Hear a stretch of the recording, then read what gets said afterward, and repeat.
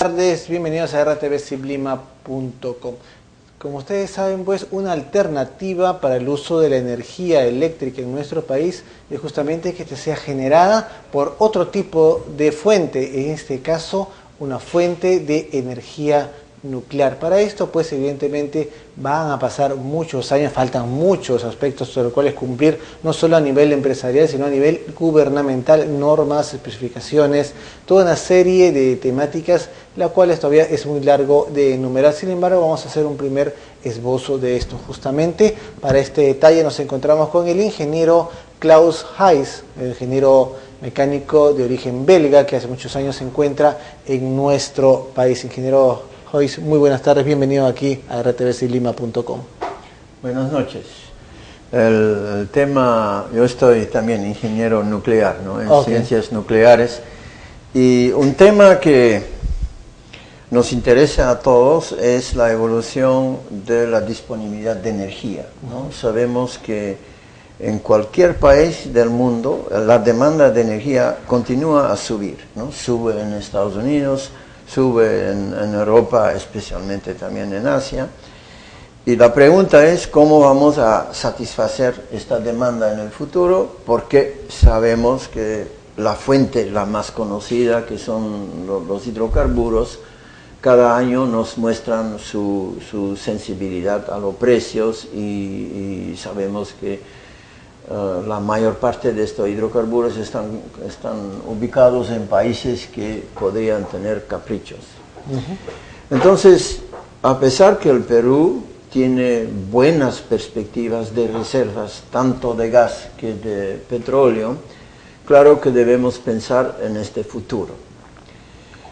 Hablamos de, yo no diría en años, pero algunos temas técnicos exigen generaciones, ¿no? La energía nuclear es este tipo de tecnología que no se puede desarrollar de la noche al día, que necesita mucha preparación. Hablamos de cuántas generaciones para que por lo menos nuestro país, el Perú, pueda ya desarrollar este tipo de tecnología. Hablemos en generaciones, ¿no? Hablemos generación, entiendo, 25 años.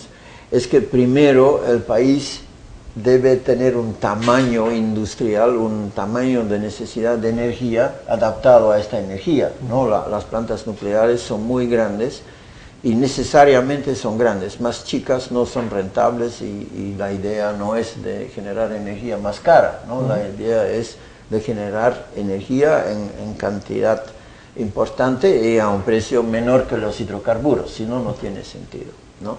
Entonces, hablamos de un futuro de por lo menos 25 años, porque el Perú eléctrico debe estar de un tamaño para poder, decimos, instalar este tipo de planta.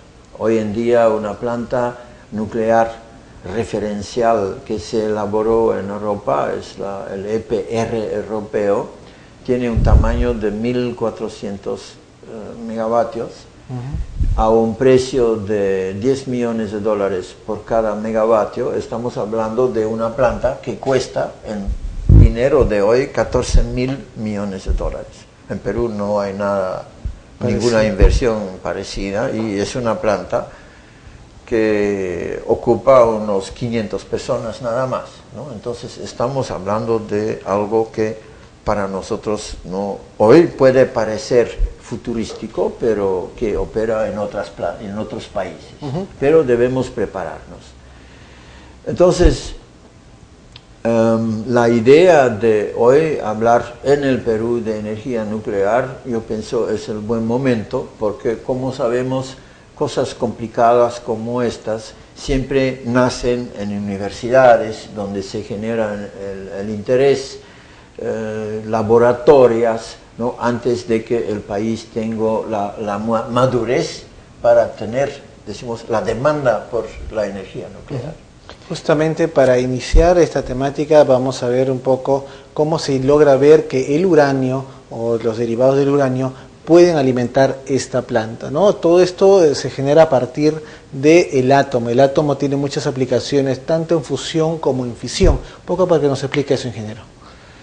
Ya, decimos que se puede suponer que todo el mundo sabe que hoy en día el átomo, que es la pieza la más elemental, ¿no?, de construcción de cualquier materia o de vida, tiene un núcleo muy concentrado, muy pesado, chiquito, y alrededor de este núcleo están en órbitas electrones, y todo esto, este átomo básicamente es muy vacío, ¿no? Ese es como el sistema cósmico donde hay muchos presentes, pero en realidad a distancias enormes. Entonces hay dos mundos para empezar, el núcleo y los electrones.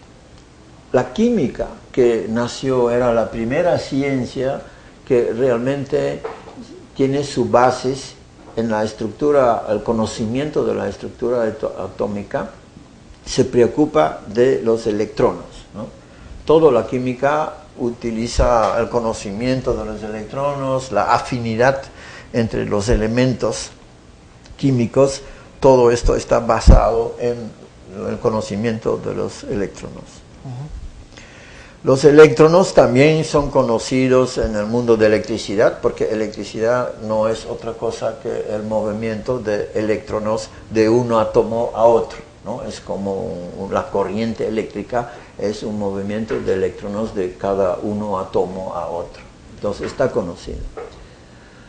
Otra aplicación de los electrones que todos vemos hoy en día son los fenómenos de memorias, ¿no? Las memorias que se utilizan en todo, muchas cosas que utilicemos hoy en día, están basados en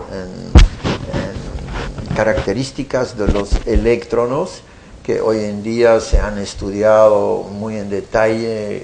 El último premio Nobel en Francia, ¿no?, era un profesor que se ha especializado en la orientación de cada electrón, ¿no? Y esta orientación es discreta, es decir, se llama el spin, ¿no?, del electrón, ¿no?, y tiene posiciones bien definidas, y así el electrón, ¿no?, se puede cargar memoria en cada posición, y esas son las razones por las cuales, ¿no?, las memorias, decimos antes era una memoria de 10 megas, era